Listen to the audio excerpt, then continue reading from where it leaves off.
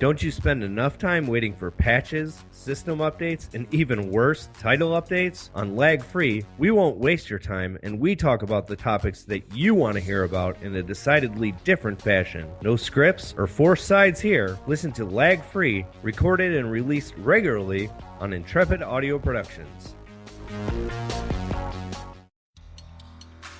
Hello listeners, once you're done catching up with everything Intrepid Audio Productions has to offer, check out some other great independent podcast shows like the Knights of the Video Game Table podcast. Jeremy, Patrick, and Frank do great work, and it's worth your time to check them out. They're part of the Nerdgasm Network, where you can find other cool shows including the Super Budget Brothers, the Nerdgasm Network video game podcast, and all other shows which can be found at extraplay.info. Give them a listen because good, honest work can be hard to find. A quick production note, please be sure to take a look at our show notes for a link that we are sharing for the Sports Movie Madness bracket. We are currently unable to post PDFs to our Facebook page. We are able to share them via Google Drive. There is a link posted in the show notes, our blog over at beyondtheheadset.co, and our show post on our Facebook page for the Sports Movie Madness bracket. There will be a separate post on our Facebook page and on our Twitter timeline that has the link to the bracket separately. Reminder, voting will be done through Facebook, Twitter, or email. If you are emailing us, please be sure to email us your choices for each matchup. Once again, our email address is IAPpodcasts, all one word, at gmail.com. Thanks again, and have fun. Sort of break it down like this. Oh, fantastic. He is one of the biggest meatballs on Twitter. I'm an idiot. No, that's okay. Nice to meet you. I'm Mike. Could you please take back Tim Tebow? Oh, awesome. College football in touch. I don't understand where these questions are coming from, Tom. That's about it for Manager's Corner. Go yourself and with your show coming up next on the Baltimore Oriole Baseball Network. I made a note about college sports, and the note just says college sports in general. Whammy! Can't do it. The changes that have happened in the Cub organization are multifold. Boogie Boogie. Great stuff. Welcome back to Chicago Sports Update here on Intrepid Audio Productions. Just to all the listeners, thanks for listening. Welcome back to Chicago Sports Update here on IAP Podcast. This is Matt. And this is Brandon. And yes, it is that time of year we kind of start gearing up for March Madness in our own special style for our second annual Sports Movie Madness. And, with that, I will turn it over to you. First, I would like to thank the committee for putting together such a fine list. As we said last week, we're doing it a little bit different this year. Instead of the movies themselves, we're going to be doing the characters, well, not just the characters, but more specifically the athletes and coaches in the movies. So it wasn't just any character. You couldn't take like any character from the movie, but we narrowed it down to the quote athletes, the characters playing the game, and we opened it up to coaches. And some of these might be a little bit you might say, well, they weren't really a coach or a player, but you know what? They were good enough anyhow to get in the tournament. We will start off with the number one overall seed in the Page to Screen podcast bracket. The number one seed in that bracket and the number one seed overall in the entire tournament is Rocky Balboa from the movie Rocky, played by Sylvester Stallone. We'll be taking on the 16 seed, which is Andy, played by Leo Gregory, in the movie Payback Season. The winner of that will play the 8-9 matchup. The 8 seed, Dickie Eklund, from The Fighter, played by Christian Bale, taking on Tony D'Amato from Any Given Sunday, played by, of course, Al Pacino. The 4 seed, Happy Gilmore, from Happy Gilmore, played by Adam Sandler, will take on the 13 seed Doug Dorsey, played by D.B. Sweeney from the movie The Cutting Edge. The 5 seed, the Karate Kid, Daniel LaRusso, played by Ralph Macchio, takes on the 12 seed Tommy Southern from Fast Girls, played by Noel Clark. The 3 seed, Jimmy Dugan from A League of Their Own, played by, of course, Tom Hanks, takes on the 14 seed, Diana Guzman from Girl Fight, played by Michelle Rodriguez. The 6th seed, Mr. T's character, Clubber Lang in Rocky 3, will take on the 11 seed, Irv Blitzer, played by John Candy in the movie Cool Runnings. The 7 seed, Cole Trickle, played by Tom Cruise in the movie Days of Thunder, will take on the 10 seed, Tommy Kinlan from The Warrior, played by Tom Hardy. The 2 seed, Rick Vaughn from Major League, played by Charlie Sheen. And remember, last year, Major League, the movie, won the whole tournament. We'll take on the 15 seed, Maggie Fitzgerald from $1 Million Baby, played by Hilary Swank. To complete the left side of the bracket, the Knights of the Video Game Table Podcast bracket. The 1 seed in that bracket, Paul Wrecking Crew, played by Burt Reynolds in The Longest Yard, will take on the 16 seed, Molly McGrath, played by Goldie Hawn in the movie Wildcats. The 8 seed, Rodney Dangerfield's character, Al Cervic, in, well, I already said in Caddyshack, sorry about that, will take on the 9 seed, the character Squeak in the movie Basketball, played by Diane Baccar. The 4 seed, Gail Sayers from the movie Brian Song, played by Billy D. Williams, will take on the 13 seed, Jim Carroll, Leonardo DiCaprio's character in The Basketball Diaries. 5 seed, this is a very interesting matchup to me. The 5 seed, Morris Buttermaker from The Bad News Bears, played by Walter Matthau, will take on the 12 seed, Carl Spackler from Caddyshack, played by Bill Murray. That's going to be a very close matchup, I think. Very good. The 3 seed, Brian Piccolo, also from Brian's Song, played by James Caan, will take on the 14 seed, Phil Elliott, played by Nick Nolte in North Dallas 40. Another Caddyshack character in this bracket, Judge Elu Smales, played by Ted Knight, will take on the 11 seed, Kelly Leak from The Bad News Bears, played by Jackie Earl Haley. The 7 seed, Mickey Goldmill from Rocky, played by Burgess Meredith, will take on the 10 seed, Johnny Lawrence from The Karate Kid, played by William Zabaka. Maybe he'll sweep the leg. And that leaves the 2 seed, Randy the Ram Robinson in the movie The Wrestler, played by Mickey Rourke, to take on the 15 seed, Darnell Jefferson, played by Omar Epps in the movie The Program. To the right side of the bracket. Very nice. In the Lonely Robot Comic podcast. Lonely Robot Comics. Sorry about that. Lonely Robot Comics podcast. No podcast. Sorry. No podcast? Yeah, just the company. Okay. Lonely Robot Comics. Yep. Sorry about that. It's okay. The 1 seed, Ricky Bobby, played by Will Ferrell in Talladega Nights, will take on the 16 seed. Matt, you could probably guess who your 16 seed is. Shane Falco, played by Keanu Reeves in The Replacements. To be honest, in my opinion, that just shows how deep this bracket is. This is a really good bracket, in my opinion. The winner of that will take on the matchup of the 8-9, Benny the Jet Rodriguez, played by Mike Vitar in The Sandlot, will take on Jamie Foxx's character in Any Given Sunday, Steamin' Willie Beeman. The 4 seed, Coach Herman Boone, played by Denzel Washington from Remember the Titans, will take on the 13 seed, Dottie Henson from A League of Their Own, played by Gina Davis.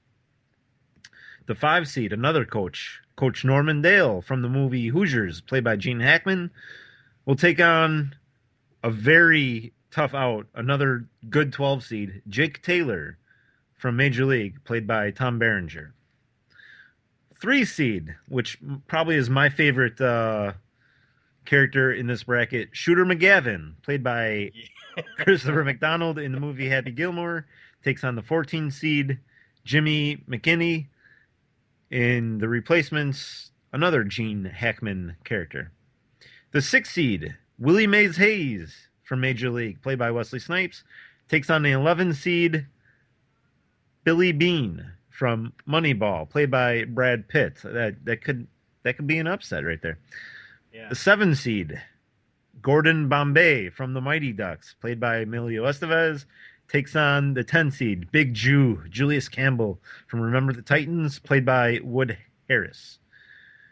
The winner of that will play the last matchup in the bracket, Rod Tidwell from Jerry Maguire, played by Cuba Gooding Jr., will take on the 15 seed, Coach Red Belu from The Waterboy, played by Jerry Reed.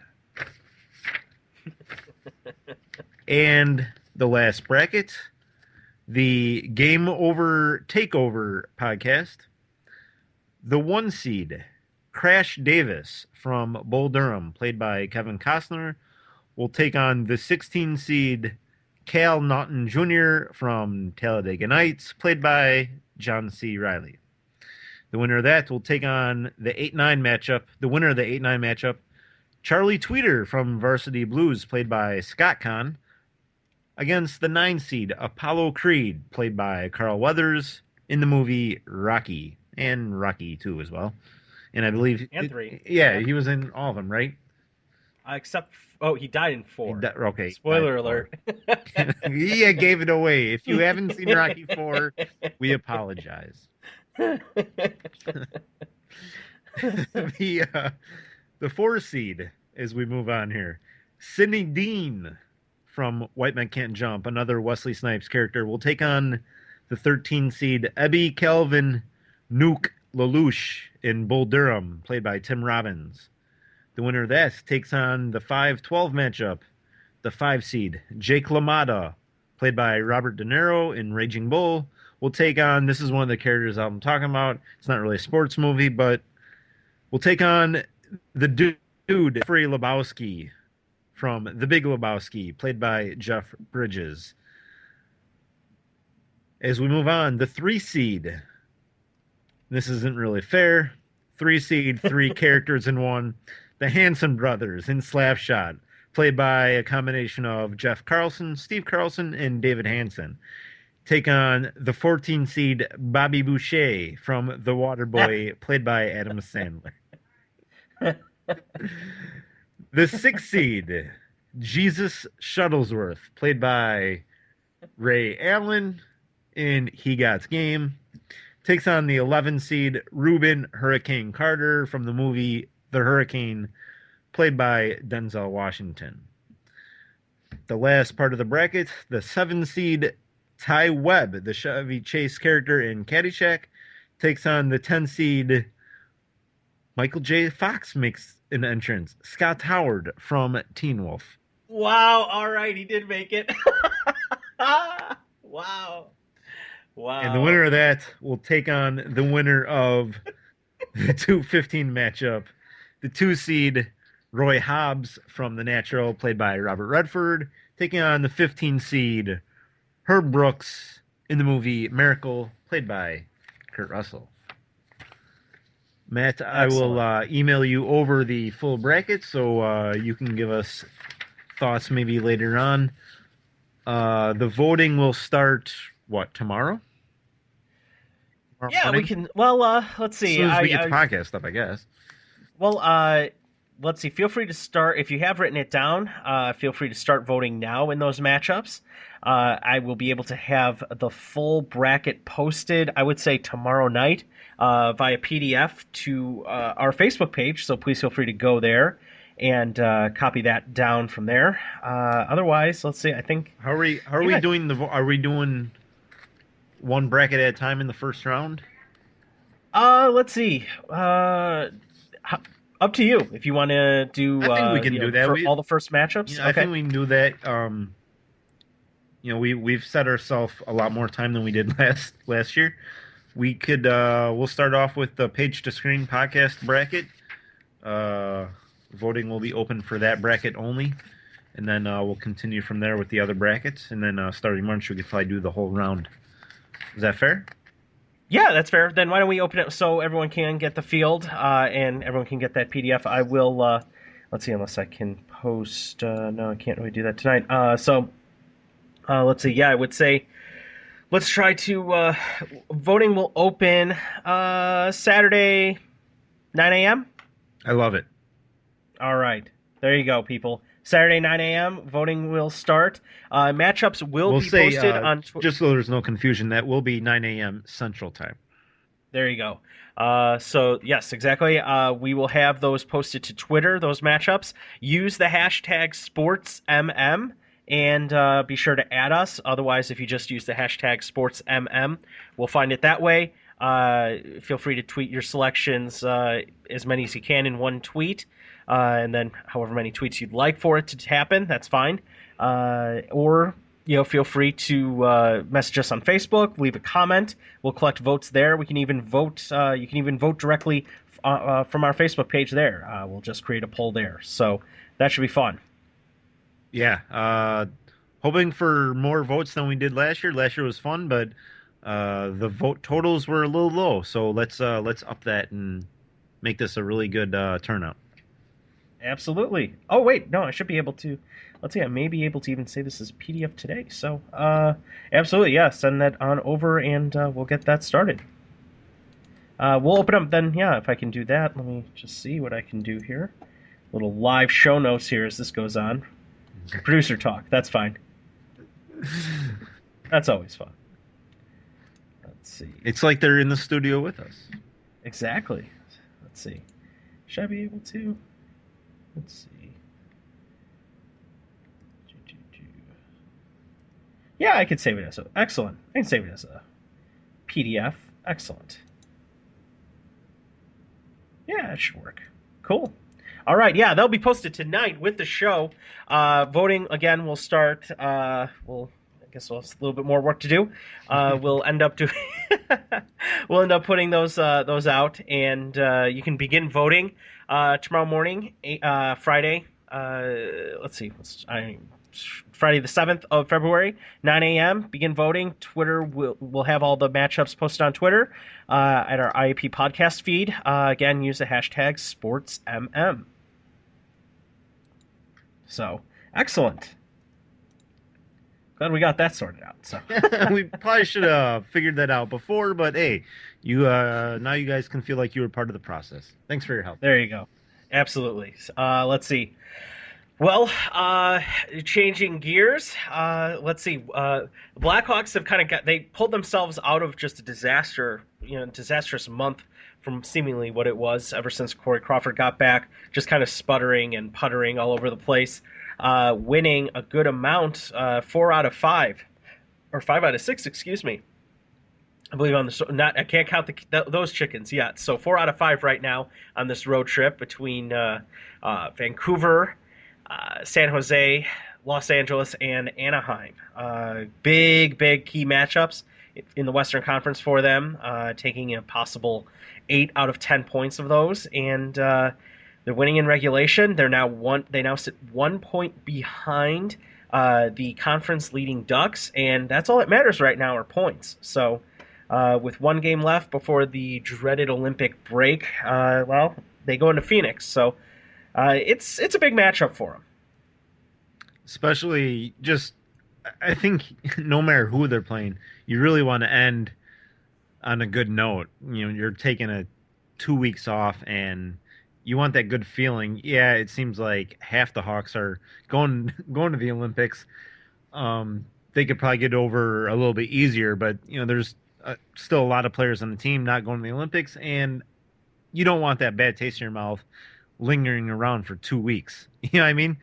And it's gonna be a little bit tougher as Patrick Kane's grandmother passed away over the week. Very sad news, and he's going to the funeral tomorrow, so he's gonna miss the game. So the Hawks are gonna have to do it without their number one scorer on the team, one of their leaders. So let's see who can step up for the Hawks, and they're playing an inferior team, so it's very winnable. Crawford looks better. You know what I think happened? Crawford listened to our podcast last week, and we ripped him one, and he's like, Matt and Brandon were right. I need to turn around. And he had his first shutout yesterday. His first shot of He the season, did. and he looked good. The defense looked good. Pretty much the guys that we called out stepped up. Oduya didn't play, so he couldn't. Oh, don't you? Yeah. But everyone else, yeah, it was a good quality win for the Hawks. Yeah, it really was. This entire road trip's been very exciting. The only one of these games I didn't see them win was San Jose. So that is really important to see them win against San Jose because a lot of people, I think San Jose's number, I think I think they're in the top five and the top four, I believe, of the West. They're a very good team. A lot of people believe that they could be Stanley Cup bound. They've gone through a couple of injuries, and they're not necessarily having that sort of, I don't know, that experience that it really takes to really get there. They're always a big sexy pick at the beginning of the year. Even 20, 30 games in, they're still very strong. They're still a very, very strong team.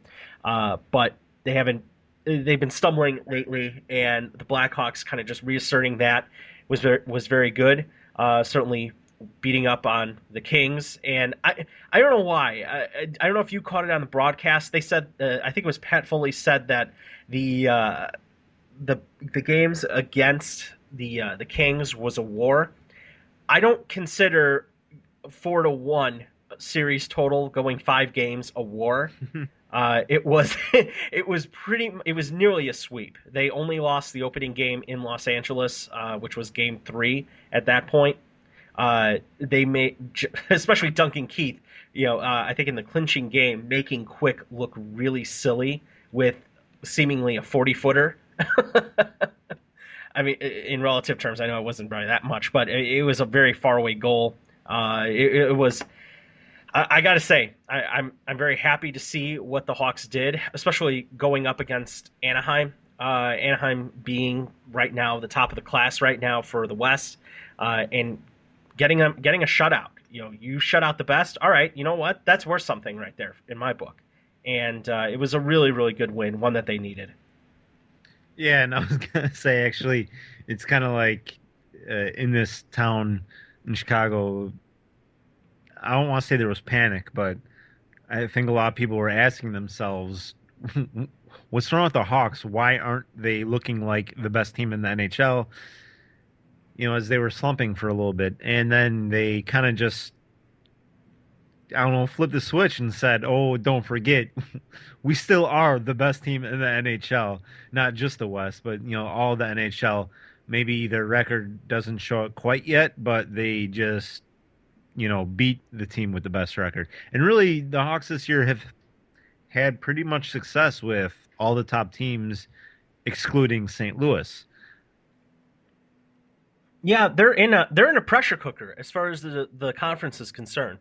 The West, I mean, you have, I think, of the top, I believe it's 5 teams. Only one of them in points is from the East. I believe that's Pittsburgh. So what that tells me is that you're having the West playing tremendous hockey. Granted, they're beating up on everyone. It seemingly is beating up on just the garbage from the West. So teams like Minnesota, Dallas, Nashville took a huge step back this year, and I don't know how that happened. It's hockey.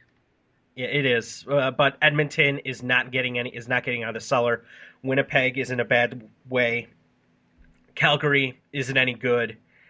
You have a lot of garbage, but then the teams that are doing well, so teams like San Jose, Anaheim, the Blackhawks, Colorado. Colorado stepping up, St. Louis stepping up and beating up the bottom of their team and just kind of pounding the bottom of the conference. That's tremendous. I'm absolutely astounded by it. So you're not seeing a lot of you're seeing a lot of teams play at a high intensity, at a high level, and competing at a high level and getting those points. It's not even funny as far as I'm concerned, the difference between those two. But when the Blackhawks look bad and when they play down and when they get down early, say against, I think it was even against Calgary, they started to play with with what the evening show calls here TBS. And if you don't know what TBS is, tight booty syndrome, also very funny. So that's still their bit or anything, but it's true. This is a team that forces things, that doesn't take necessarily the best shot or makes an extra pass and doesn't take the shot given the opportunity or put the puck on net when given a perfect chance. We talked about it before, how pathetic that a power play was. I think it was against Boston, and they just, or it was either Detroit or Boston. I can't specifically call right offhand, but they started the overtime period with a minute 50 of power play time. They failed to score. They failed to put the puck on a considerable amount of times. When it's 4-on-3 hockey, you should have had at least, I would consider, 3 to 4 shots on goal. They got, I think, maybe 1 to 2. It was really, really pathetic. Of course, they ended up, I think, losing. I think it was Detroit. They ended up losing that game in overtime during the shootout. But it was kind of like you had the opportunity right there to shoot, to score. Quenneville, their coach, makes a big point of saying you have to win that two-man advantage, or something. I would use the same principle in overtime power play of when you have 4-on-3. You have to put the puck on goal. You have to do your best to score. So when the scores go cold, this team looks rough. So they've turned that corner. The offense is playing defense. They're playing their game better, and that's good. Of course, I think they're also getting stiffer competition and not getting A+ efforts from C- teams.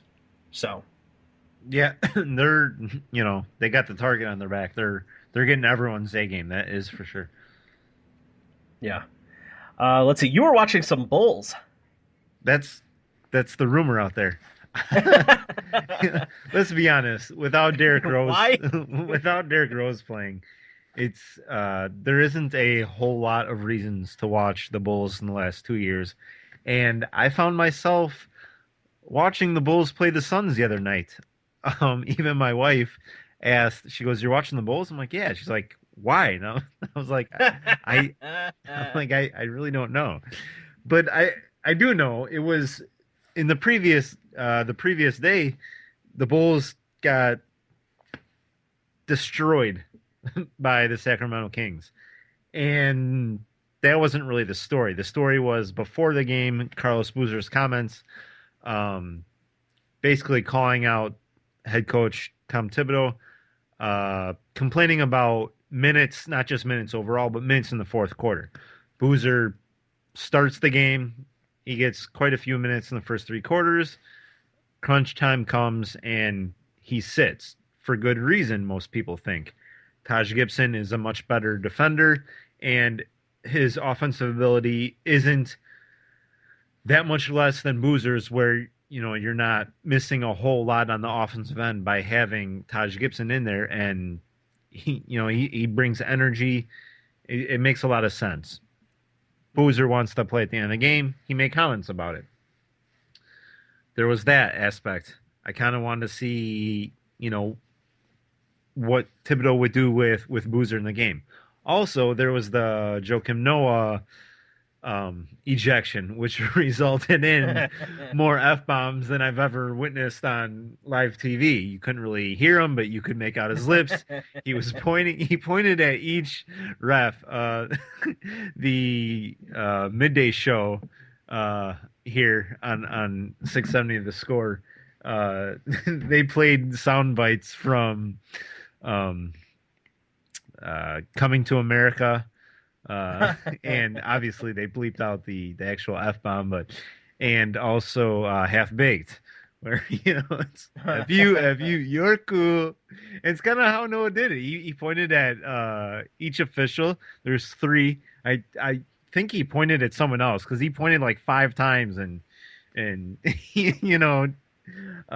so it was kind of fun, and I wanted to kind of see how he would respond the next day. He was very apologetic in the press, and and I kind of want to see how he would play, because he didn't have a good game against the Kings, and also how Thibodeau would treat him. And so there was kind of storylines there that intrigued me. It gave me at least some sort of reason to watch a Bulls game for the first time in a very long time. And I realized, though there was some enjoyment out of it, the Bulls won. I realized why I don't watch a lot of Bulls games, and it'll probably be the next time I watch one, we'll have to probably talk about it again because it'll be a thing. Like, hey, I watched another game. It's going to be newsworthy. So, I probably won't watch too many more Bulls games. I always tend to maybe turn it on for a minute to see the score, but that's usually about it. And I probably watched a good. I can't even say I watched the full game. Even I mean, I was kind of I had in the background while I was getting together the sports movie madness tournament. Voting starts tomorrow, by the way, and and I had on the background, and then when I was done, I just kind of sat there and started watching it, and it was. I think if there wasn't the extra narratives, I probably would have turned to something else, like college basketball or something. I don't know. There's probably something else on, but so I watched it, and it was they played okay, I guess. It's okay. Maybe, kind of, sort of, yeah. Not a lot of dunks though. They're not the most charismatic athletic team without Derrick Rose, and I think that's even if they won a lot, just their style of play is. Noah, I know you don't like Noah, but I think he's fun to watch, and he's like the only one on the team to me. Yeah, I can understand that. I'm just not. I think. Oh gosh, I was thinking about the whole the Carmelo stuff, and I was thinking when they put it in perspective. When I heard some perspective of, well, you have then your big three, quote unquote, being Rose, Melo, and Noah. I'm kind of like, oh. Okay, yeah, and when I really think about it and put it in perspective that way, I don't know why it took that for me to happen, but I started thinking, you know what? Okay, I could like that. Have that second option, a very good second option. Yes, even though Carmelo is a volume shooter, and maybe it's just the attitude of wanting to, put in a little bit more effort, or seemingly put in a little bit more effort, and be able to potentially win. I'm not saying that they would win, but it certainly helps their chances more so than what Carlos Boozer could do. So, yeah, that's not even it'd be interesting to see if he would commit himself to becoming what he can be. You know what I mean? And that's once again, I'll say a top 5 player in the NBA. Now, right now, I would say he's a top 5 scorer, but he's not a top 5 player. He lacks in defense, but he's never really had a coach to coach him up on defense. Well, and they've also his situations have been so catered to him. His situation in Denver, he was the star attraction. He made the Nuggets pretty legit for a while, and then when things fell out there. He wanted to go to New York. Unfortunately, I think he let his wife's determination for whatever half-assed reality celebrity career she wanted. She demanded New York, and so that fueled that speculation and eventual trade. But it's kind of like, you know what? I make the money. I make the decision. Your career is non-existent. I'm going to go do what I have to do for my job. So we'll see what happens if that is the case. He's initial speculation was specifically between the Lakers and Chicago. Those are the two teams that were potentially floated for him as destinations. I would love for him to come to Chicago, but if he ended up going to the Lakers, I wouldn't be surprised, just because that's where some of the best basketball players go to play. Yeah, but I don't know if at this point, if that would be his best decision. I agree. I don't think so. I mean, he helped get D'Antoni fired out of New York. Granted, the Lakers only need 5 guys to beat a team like the Cleveland Cavaliers. 5? They only need 4. What do you? Well, technically, I mean, they still have 5. One guy fouled out, and they still let him play. If I'm the Lakers, I tell him to sit though. Like, wait, we're still up by 25. We'll play a Yeah. 4 for a while. Kyrie Irving's not passing anyways, so we don't really need to guard anyone else. Yeah. True. Oh man. Let's see. You got anything else? um, Not really. I mean, now that the NFL is done, sports kind of slow down. It's going to be really bad next couple weeks as the Olympics take place, and we're not even going to have NHL hockey. It's going to be strictly NBA and um, figure skating, I guess. I don't know. I would much rather watch college basketball than the Olympics. In fact, right now, I have from Chicago Sport IEP Podcast Studio West out here. I have I have the Golf Channel on, so they're replaying the first round Pro Am coverage that was going on today. That's not bad. We could talk wrestling. One thing, quickly before, I do want to come right back around to the Super Bowl. But is it true that somebody died in ring? Recently? Yes. Not that I heard. Okay, because there was I heard Megan mentioned that MSN was talking about the possibility that WWE would show an in-ring death. Well, back when Owen Hart died, he died. It was on a pay-per-view and it was on a delay. Okay. It was like on a 30-second delay, and he did die basically in ring. I mean, he wasn't pronounced dead at the scene, but he fell from the rafters, basically landing on the ring post, snapping his head back. And what happened was they kind of went to the announcers. They went to Jerry Lawler and Jim Ross, and they just kind of told about the situation. They explained the situation, so they didn't really show it. Okay. And they just kind of said how it's not good. He fell, whatever. It's not good, and you could tell that you didn't know he was dead, but you could kind of get that feeling like if he's not something dead, bad was he's happening. paralyzed. Like you knew it wasn't good. I don't remember if I think they did probably announce it later on in the broadcast. Again, it was a pay-per-view, so like I don't know if, for instance, when Monday Night Raw is live, I don't know what kind of delay they have. I still believe they have a delay. It's not like a live basketball game in the NBA where they don't have a delay. You know what I mean? Yeah. I believe I believe they do have like a 30-second delay. So they call it live, but I mean, it's they allow themselves a little bit of leeway. So yeah, it's happened before and they went away from it. I doubt I'm assuming they would do the same type of thing if we're to ever come up again. Right. I guess what it's more relating to was I guess then they will show it. I guess what is it with the WWE network? They'll show. Do you think they'll have the tape delay or? Oh, because everything is uncut. That's kind of what I'm thinking. That maybe that was in relation to. Now that I put that together, so excuse me while I kind of got that one together there. So that's an interesting question. I'm assuming it's going to be also on a delay, but like I don't think like if you are sitting there watching the USA Network, watching Monday Night Raw, I don't think you're going to be able to see something sooner on your phone. So there's probably still going to be a delay. But they've promised that when you go back and watch pay-per-views, it's going to be uncut.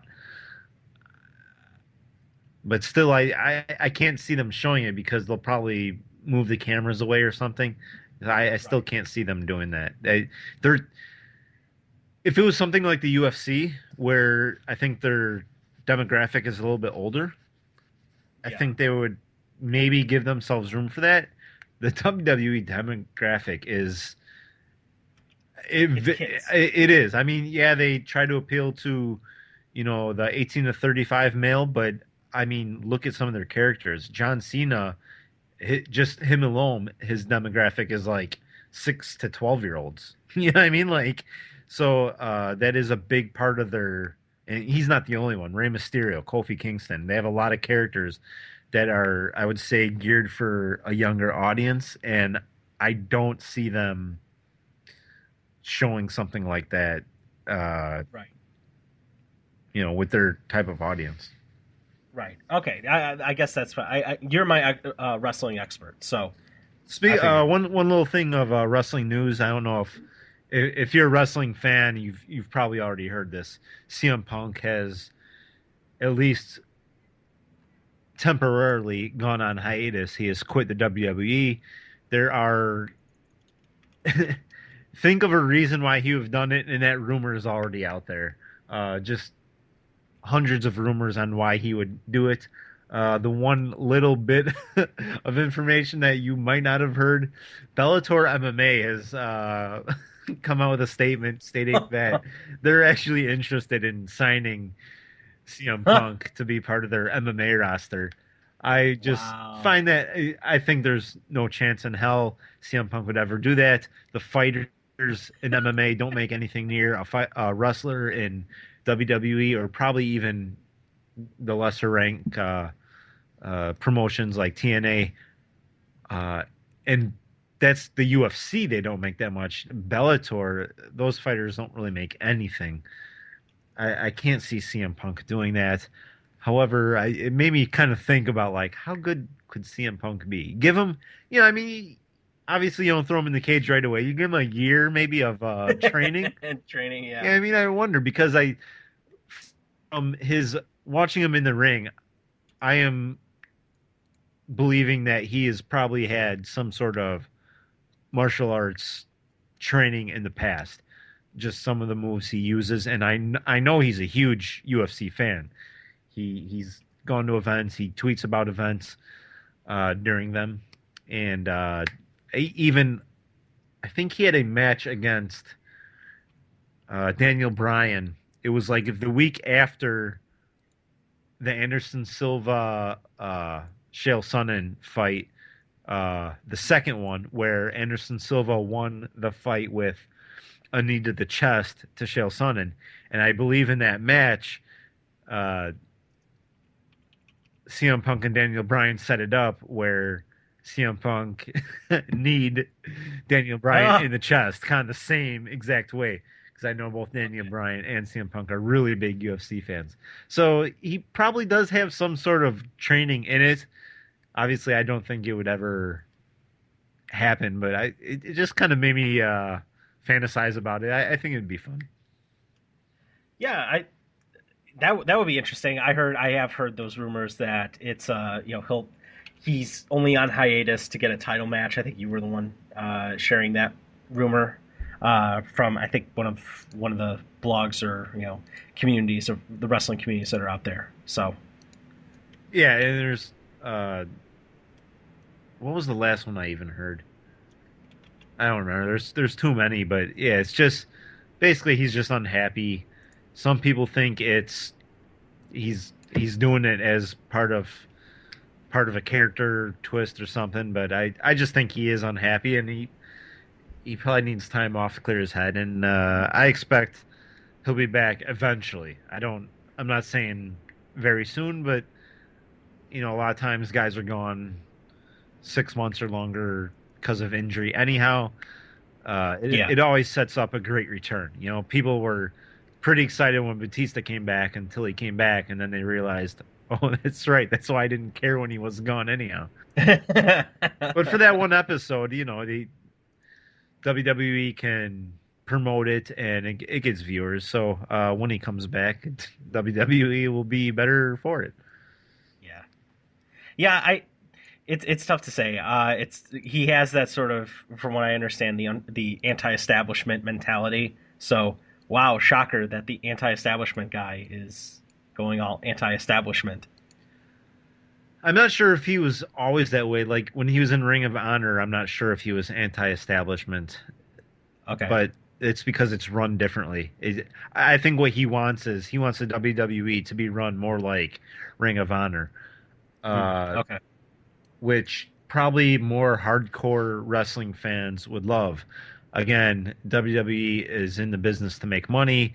Their demographic is younger kids, and they'll never do that because Right. it would, as much as someone like me would love it, it'd be more entertaining for me. It's not what it's not what It's not good for it's not what business. parents it's not good for business. There you go. Using their own storyline reference. There Bad you for go. business. Uh-oh. Their little kayfabe, yeah. No, I'm using nerdy wrestling terms. We just lost four listeners. How many people do you think got that? I don't know. Our listeners are a little nerdy, so maybe. That's true. True. Oh, too true. All right, quickly back to the Super Bowl. Um, were you?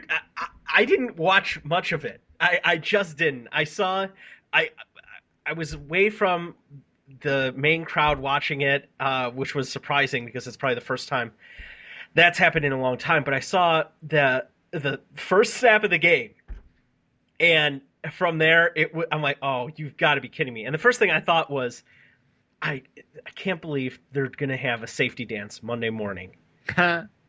And I was like, dang it. I was so I was just like I was so frustrated. And from that point on, it turned quickly into the Bears Philadelphia Eagles game.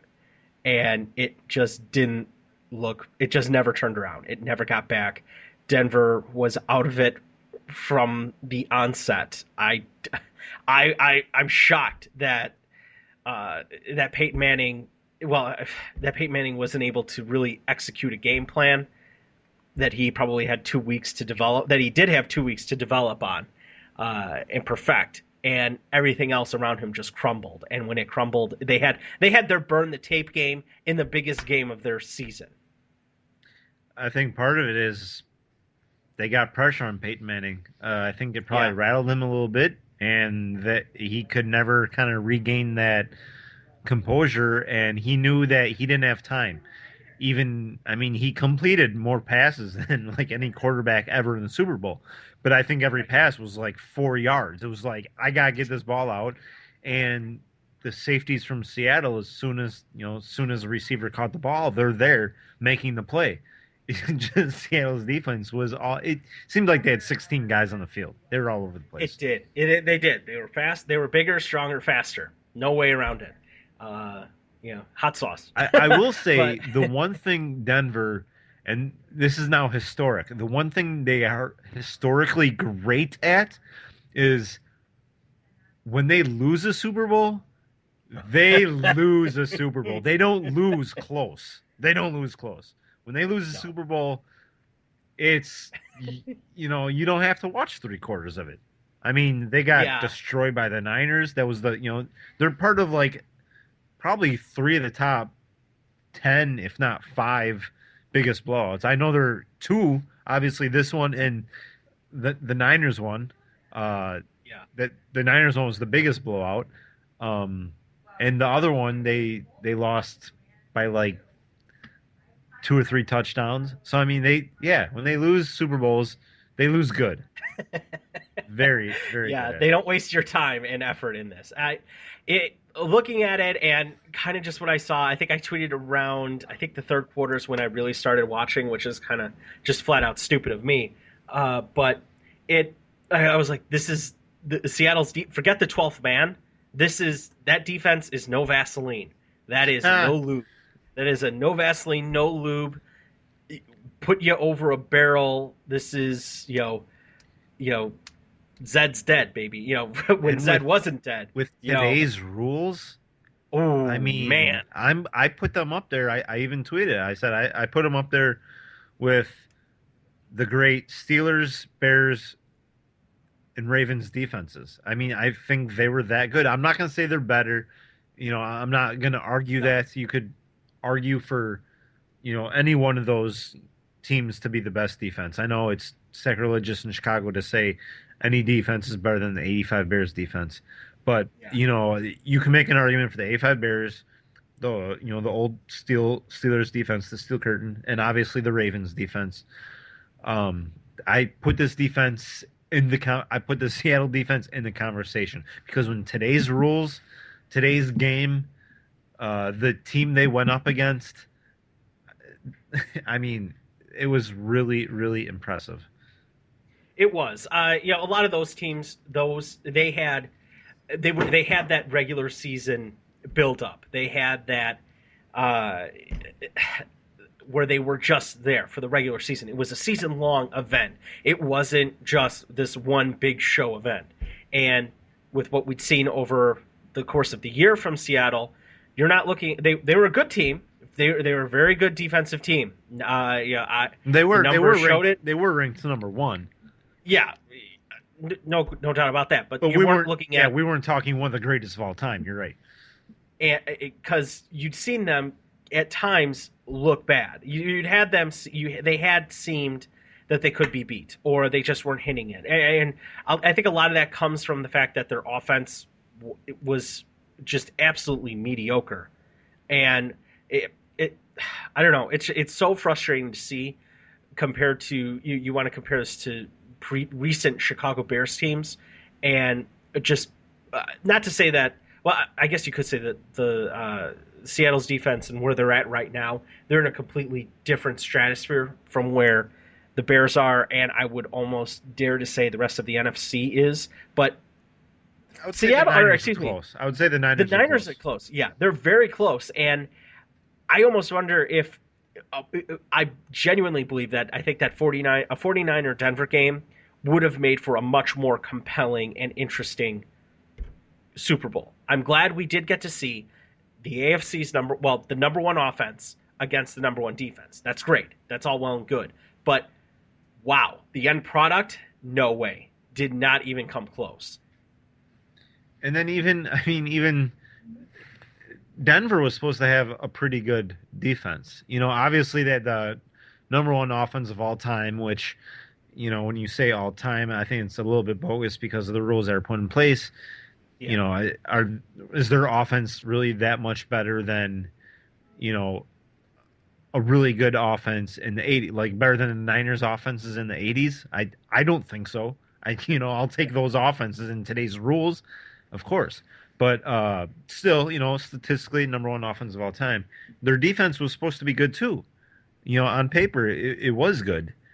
And Seattle, I'm not saying Seattle tore up their defense, but they made a lot more plays than, Marshawn Lynch had some really good runs.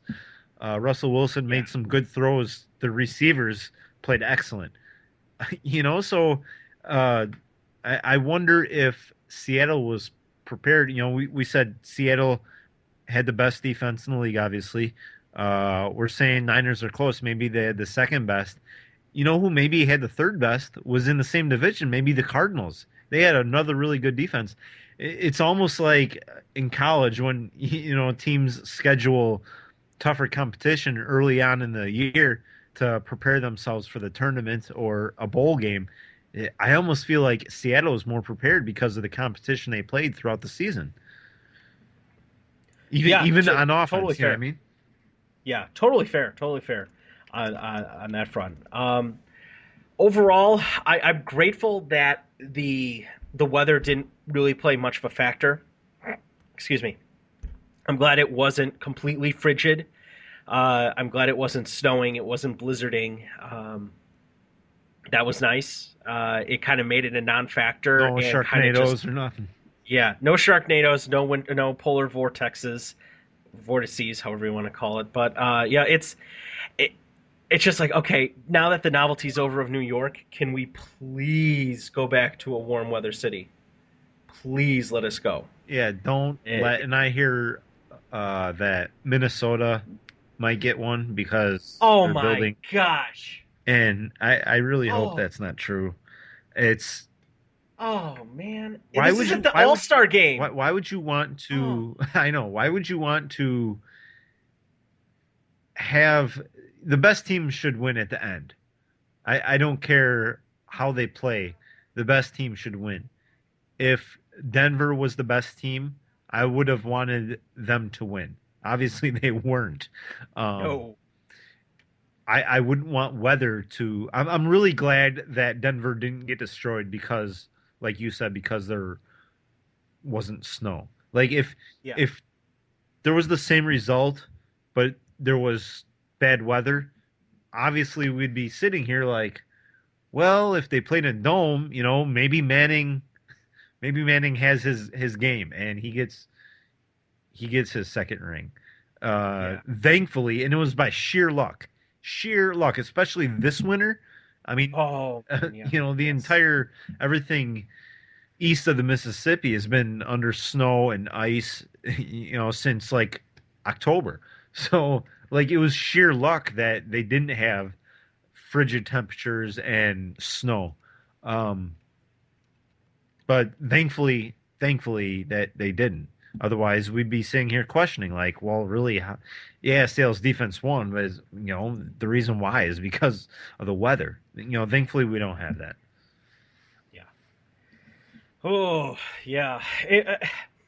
If you really if you really want to make something special and make this a whole make an event travel to all the new stadiums of the NFL, I got the right thing for you. That dumb ass Pro Bowl. Just throw that to Minnesota. Throw that to Well, you already give have, yeah, but hold on. You already have players who aren't going to the Pro Bowl. Like, no, I don't want to. You know what I mean? Like, the backup, like, the no 23rd alternate QB, Josh McCown is now in the Pro Bowl. Keep in mind, yes, Josh McCown. Yes, that is correct. I'm not because I think fans would vote Josh McCown in. So not. It's a true statement. I'm not making fun of Brandon, but I'm making fun of I'm making fun of bad fans. So or well, I guess say illiterate or I don't want to say deaf because I don't think that's fair to deaf people. So, Ouch. yes. So illiterate fans. You can't see me because I'm on the radio. Yes, exactly. Good. Well done. Well done. Well played. Oh man. Oh man. All right. You got anything else? No. Go vote. Yes, exactly. Go vote. After this is posted, after the show's posted, you will see a post for the Sports Movie Madness bracket on our website over at Facebook.com/IAP podcast. We do thank all of our regional sponsors for the bracket, including From Page to Screen, the Game Over Takeover podcast, Knights of the Video Game Table podcast, and Lonely Robots. Excuse me. Gosh, now I screwed that one up. Sorry. Lonely Robot Comics. You can find all of them at theirelective.com. Go to, Game Over Takeover Podcast, or GOTO podcast.tumblr.com, I believe is the correct link for that. So feel free to Google those podcasts. Check out lonelyrobotcomics.com for all of their comic products, so including the Redeemers. So good series there. If you don't know what that is, well, feel free to listen to us on Lag Free, where I have one of the founding members of Lonely Robot Comics, or participating members of that group. So yes, feel free to listen to us there. And big thank you to the committee and headed up by Brandon in putting this together for this year. Hopefully we have a lot of fun with it. Yeah. Also, thanks to Stuart and Mike, who also helped create the bracket, and you guys can also go vote. Absolutely. PDF will be there to print your own. Follow along. Tweet as well. Again, hashtag SportsMM to vote. Voting begins tomorrow, 9 a.m. Central. So look out for tweets for that. And we'll close that. I guess when should we close that voting? Through the end of when do we open up to 2 regions? That way we can get because I know we'll probably follow this show up rather quickly. So 2 weeks, 2 regions, left side of the bracket. Go for it. Vote first rounds. There we go. On the fly editing. Bam. There you go. So that'll be, in case you're paying attention at home, it'll be the Page to Screen podcast bracket, and we'll also do the Knights of the Video Game Table podcast bracket. Excellent. Excellent. All right. You got any special mentions, thank yous, or shout-outs? Thank you to all for listening, and thanks for voting, because I know you're going right now. You're going to go vote. Thank you. Absolutely. All right, thank you everybody for listening. Get out there and vote. Rock that vote. Vote or die. All those wonderful memes and tropes for that. No, we really do appreciate your support on that. We do it for you. We like to have a lot of fun with it, so please feel free to go out there and vote. Making it easy. Facebook, Twitter, whatever you enjoy, whatever your fancy is. Go out and vote. Results in, 2 weeks. So the results of this will be announced on the 17th. Get out there and have some fun with this, guys. We really appreciate it. A quick production note, please be sure to take a look at our show notes for a link that we are sharing for the Sports Movie Madness bracket. We are currently unable to post PDFs to our Facebook page. We are able to share them via Google Drive. There is a link posted in the show notes, our blog over at beyondtheheadset.co, and our show post on our Facebook page for the Sports Movie Madness bracket. There will be a separate post on our Facebook page and on our Twitter timeline that has the link to the bracket separately. Reminder, voting will be done through Facebook, Twitter, or email. If you are emailing us, please be sure to email us your choices for each matchup. Once again, our email address is iappodcasts, all one word, @gmail.com. Thanks again, and have fun. Thanks for listening to Chicago Sports Update here on Intrepid Audio Productions. You can find us on Facebook and Twitter by searching IAP Podcasts, all one word. We make it easy to listen to us at home or on the go because you can subscribe to us via iTunes or on your browser at Spreaker.com. Listen to us on the go with the Stitcher Radio app, available for all smartphones. Want to interact with the team directly? Leave any questions, comments, or feedback you may have at our Facebook page. You can also like our page to know about special events, shows topics, and listen directly on our page to new and past episodes. Feel free to email us anytime at iappodcasts@gmail.com. IAP Podcasts, pioneering the best in independent podcasting. The best. Or worst food. What I ate. Check it out at thebestorworstfood, whatIate.blogspot.com.